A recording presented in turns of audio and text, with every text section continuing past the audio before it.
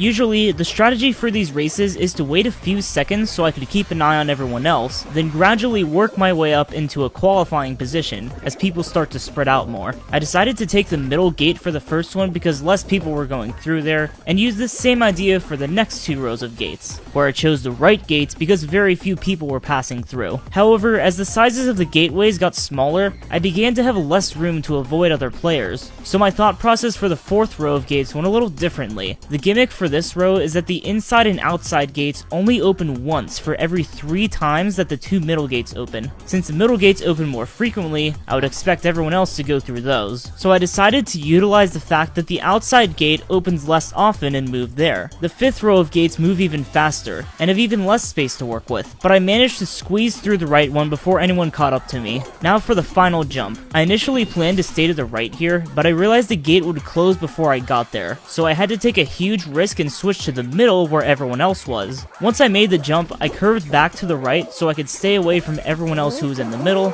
and qualified. I'm gonna fast forward to the next round instead of cutting it, so you guys know that these clips weren't spliced together or anything crazy like that. Slime Climb is not only very difficult by itself, but it's also one of the hardest courses to avoid people on. However, the good news is that it eliminates a lot of players. My first problem on this course was that I didn't spawn in the back. This meant I had to jump and dive over the other players so they wouldn't bump into me at the very beginning. Of course, I had to avoid the trampoline because there were like 5 other people trying to use it. After making this first turn, most people were either way ahead of me or got eliminated because they tried to use the trampoline. I just stuck to the right and everything went okay.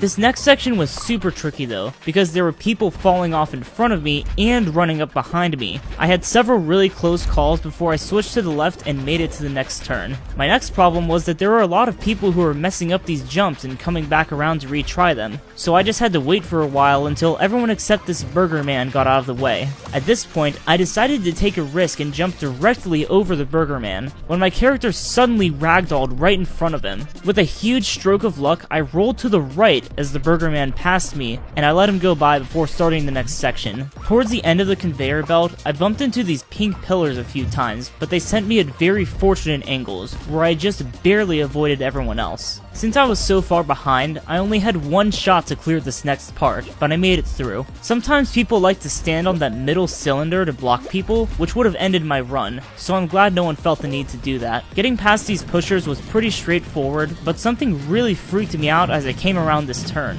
There were grabbers at the finish line, just waiting there to grief people. Luckily, they got bored waiting and decided to just qualify, but if they had stayed there until I got there, it would have been the end for me. I still had to watch out for the guy to my left and the guy behind me, but after navigating through the home stretch, I made it to round 3. Again, just fast forwarding to prove that this all happened in the same run. I knew that I'd probably have to go up against one of the team minigames if I was going to beat this challenge, so the game decided to give me a 7v7 fall ball. This was one of the best case scenarios, because if I had gotten tiptoe, it probably would have killed the run. There's usually a lot of contact involved in fall ball, but there's plenty of open space to run around in if I really need to avoid other players. But was I really going to stand on the sidelines and hope my team with a 6v7? Absolutely not. I wanted to fulfill the challenge while also contributing to my team. After all, if I touch someone and get eliminated, they actually have to play a 6v7. So I decided to play as a defender and hit any balls that came my way. This means I was putting myself at risk a little bit, but come on. Did you really expect me to just stand around for 2.5 minutes? The good thing about playing by the goal is that if I'm in danger of touching someone, I can just jump into the goal and spawn in the center. But even after I respawned, my team was still in danger of being scored on. So I sacrificed myself once more to make this godlike save. And then this ninja started running towards me and made me really nervous, so I curved back to the goal. This actually put me in even more danger though, because I was in between the 2 balls. Suddenly, I was in the middle of this huge mob of people, and as I was making my escape, this wolf ran right in front of me. Luckily, I had the reaction time to swerve right before I hit him. So yeah, after that I went towards the other side of the field and thought about playing some offense, since my team still hadn't scored yet, but I decided against it because it seemed like our current offense was doing pretty well. The problem was that someone on blue team was in our goal, probably trying to grab defenders once the ball got down here, so I just ran from side to side then decided to have faith in our offense, and it paid off. We scored 2 goals at almost the exact same time, and it pretty much sealed our victory. Nothing else really exciting happened in fall ball, so before the final starts I'm going to tell you about some other mini games I qualified in with this challenge. I successfully beat the War Whirligig, Seesaw, Dizzy Heights, and even Hit Parade as far as the starting races go. I also beat some survival games like Rollout, Block Party, and Jump Club, as well as some teen games like Egg Scramble, Hoopsie Daisy, and Hoarders. One of the more frustrating aspects of this challenge was that if I ran into any mini-games that either involved grabbing, like the Tail games or Jinxed, or required contact like DoorDash and Perfect Match, I would just have to re-queue and start over. Overall, it took over 3 hours to beat this challenge, and even then, this run was extremely lucky. So if you like what you're seeing so far, be sure to subscribe. Alright, the moment you've all been waiting for. It's time for the final. I'm up against 6 other players in a standard match of Hexagon. The good news is that this minigame doesn't usually involve a lot of contact. However, I still have to beat 6 other players without touching any of them. I was actually the last person left on the first floor, so I stalled a little bit until I messed up and fell 2 floors down. Then I started following this pitcher, but I didn't expect him to turn around so suddenly. This kinda threw me off, so I turned back around and fell down another floor. The pitcher actually followed me down there, so I had to swerve left and get out of their way.